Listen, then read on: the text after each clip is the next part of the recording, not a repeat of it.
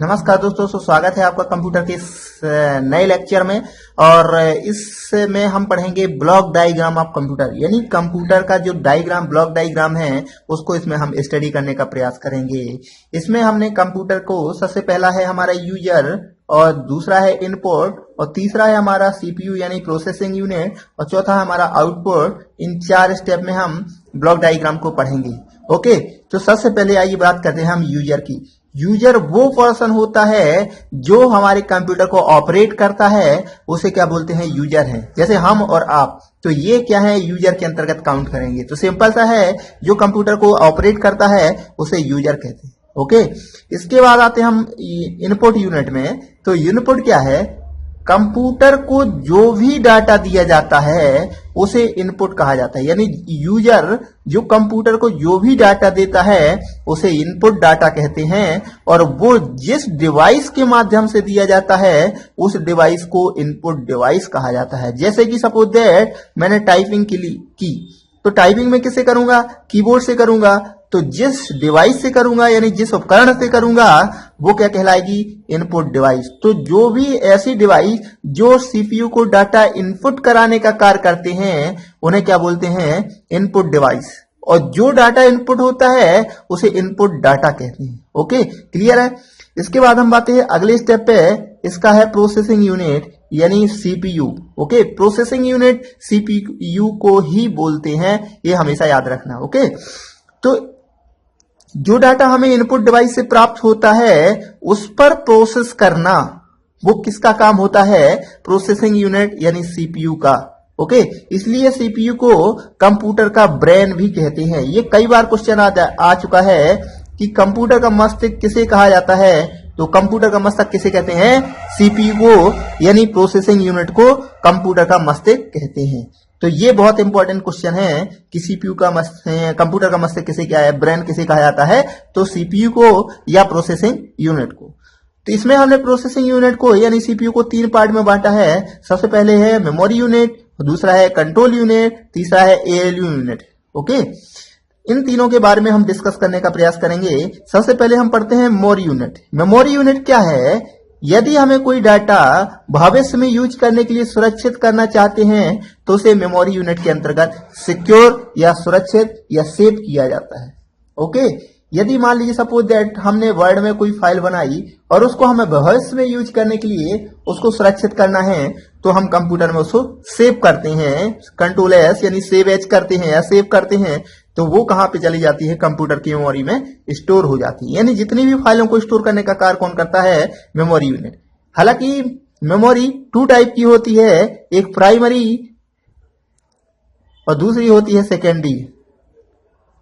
हम अभी इस पे एक पूरा का पूरा एक वीडियो बनाएंगे, पूरा का पूरा एक लेक्चर करेंगे कि मेमोरी कितने टाइप की होती है और उसके कौन कौन से प्रकार हैं। जैसे प्राइमरी मेमोरी, सेकेंडरी। तो प्राइमरी में रैम रोम आएगा, रैम रोम के भी कई टाइप्स हैं। तो इसी प्रकार से सेकेंडरी में कौन कौन से आते हैं, तो इन सबको हम एक अलग ही वीडियो में स्टडी करेंगे। यहां सिर्फ हम ब्लॉक डायग्राम की बात करते हैं, तो इसमें हम ज्यादा डिस्कस नहीं करेंगे। यहाँ पे फोकस करेंगे हम केवल ब्लॉक डायग्राम को। जब हम इनपुट डिवाइस पढ़ेंगे तो इसमें हम सारी इनपुट डिवाइस पढ़ेंगे कि इनपुट डिवाइस कौन कौन सी हैं, उन सभी का सेपरेट वाइज अध्ययन करेंगे। ओके, और इसी प्रकार से आउटपुट डिवाइस का हम सभी प्रकार का अध्ययन करेंगे, जैसे soft copy, hard copy, voice copy, इनका अध्ययन करेंगे। ओके, तो सबसे पहले हम बात करते हैं प्राइमरी मेमोरी। प्राइमरी मेमोरी एक ऐसी मेमोरी होती है जैसे कि हम कोई कार्य करते हैं जो अस्थायी होती है, जो अस्थायी होती है उसे क्या बोलते हैं? प्राइमरी मेमोरी होती है। जैसे कि सपोज दैट हम कार्य कर रहे हैं कंप्यूटर पे और अचानक लाइट चली जाती है,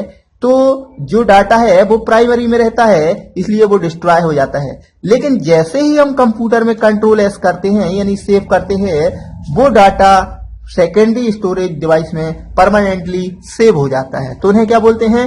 सेकेंडरी स्टोरेज डिवाइस। लेकिन जब हम डाटा को सेव नहीं करते तब वो कहां पे रहता है? प्राइमरी मेमोरी में। ओके, क्लियर है? इसके बाद हम बात करते हैं सेकेंडरी मेमोरी। सेकेंडरी मेमोरी एक स्थायी मेमोरी है और इसमें डाटा एक बार सेव कर दिया जाता है, उसको हम कभी भी एक्सेस कर सकते हैं। ओके, जो प्राइमरी मेमोरी है उसको हम वॉलेटाइल मेमोरी भी बोलते हैं और जो सेकेंडरी है उसे नॉन वॉलेटाइल मेमोरी भी बोलते हैं। ये कई बार क्वेश्चन आ चुका है। ओके, इसके बाद बात करते हैं हम कंट्रोल यूनिट की। कंट्रोल यूनिट क्या है? यह एक ऐसी यूनिट है जो इनपुट डिवाइस से डाटा को लेती है और प्रोसेसिंग यूनिट तक लाती है। ठीक है, कोई डाटा है वो इनपुट डिवाइस से आउटपुट प्रोसेसिंग यूनिट तक डाटा को लाती है और उसको कंट्रोल करके और उसका प्रोसेस करने के पश्चात आउटपुट डिवाइस तक ट्रांसफर करने का कार्य कौन करती है? Control unit. यानी कंट्रोल यूनिट समस्त प्रोसेस को कंट्रोल करने का कार्य हम कह सकते हैं। ओके, तो कंट्रोल यूनिट क्या करती है? जैसा कि इसके नाम से स्पष्ट हो जाता है कि समस्त कार्य को कंट्रोल करने का कार्य कौन करती है? Control unit. इनपुट से डाटा लेना, उस पर प्रोसेस करना और आउटपुट डिवाइस तक ट्रांसफर करने का कार्य कंट्रोल यूनिट का होता है। ओके, इसके बाद क्या कहते हैं? ALU unit. ALU arithmetic logic unit. Okay, arithmetic logic unit. जैसा कि इसके नाम से स्पष्ट हो जाता है, अर्थमेटिक का मतलब होता है मैथमेटिकल, यानी कोई गणितीय गणना करना है तो वो किस यूनिट के द्वारा किया जाता है? एएलयू यूनिट के द्वारा। अर्थात यदि हमें कैलकुलेशन से संबंधित जितने भी कार्य होते हैं वो कंप्यूटर की एएलयू यूनिट करती है। ओके, और ये एएलयू यूनिट उस पर काम करने के पश्चात कंट्रोल यूनिट उस जो आउटपुट आता है उसको आउटपुट डिवाइस तक ट्रांसफर करने का कार्य करती है।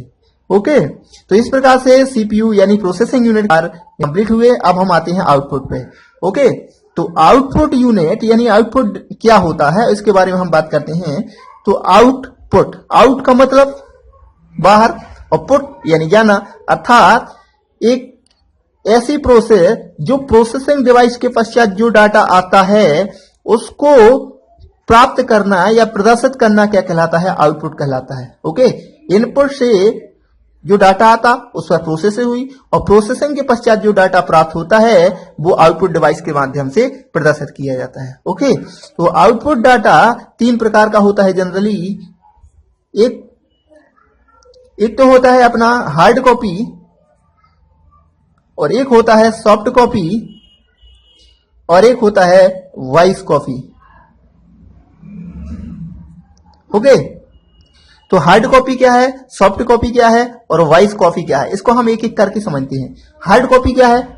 ऐसा डाटा जिसे हम छू सकते हैं, टच कर सकते हैं और उसे क्या बोलते हैं? Hard copy output. जैसे कि सपोज दैट हमने कोई टाइपिंग की, ठीक है, तो टाइपिंग करने के पश्चात वो डाटा प्रोसेस हुआ और प्रोसेस होने के बाद हमने उसको प्रिंट किया तो प्रिंटर के माध्यम से वो हमें प्राप्त होगा, तो उसे कहते हैं हार्ड कॉपी आउटपुट। अब जिस डिवाइस के माध्यम से जो डाटा प्राप्त हुआ है उस डिवाइस को आउटपुट डिवाइस कहा जाता है। ओके, जैसे कि मान लीजिए मैं प्रिंटर से जो आउटपुट प्राप्त हुआ तो प्रिंटर क्या कहलाएगा? यहाँ पे आउटपुट डिवाइस कहलाएगा। ओके, और जो डाटा प्राप्त हुआ वो आउटपुट डाटा कहलाएगा।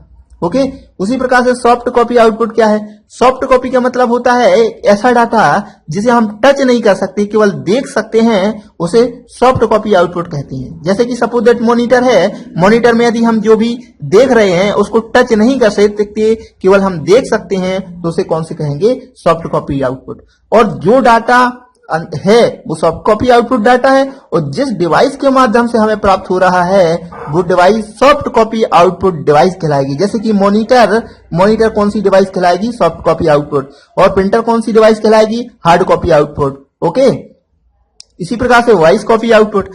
वॉइस कॉपी आउटपुट का मतलब होता है एक ऐसा आउटपुट जो हमें आवाज के रूप में प्राप्त होता है, वो वॉइस कॉपी आउटपुट कहलाता है। जैसे सपोज दैट हमने कोई सॉन्ग सुना, तो सॉन्ग हमने यहां से इनपुट किया, क्लिक किया, इनपुट गया, प्रोसेसिंग यूनिट उसकी प्रोसेस हुई और हमें आउटपुट के माध्यम में साउंड से हमें साउंड जो वॉइस प्राप्त हुई, यानी जो गाना प्राप्त हुआ, तो साउंड क्या कहलाया जाएगा? जो गाना प्राप्त हुआ वो वॉइस कॉपी आउटपुट डाटा है, लेकिन जिसके माध्यम से प्राप्त हुआ है, जैसे कि जो स्पीकर लगे हैं, साउंड लगे हैं, उसके माध्यम से प्राप्त किया, तो यहाँ स्पीकर क्या कहलाएगा?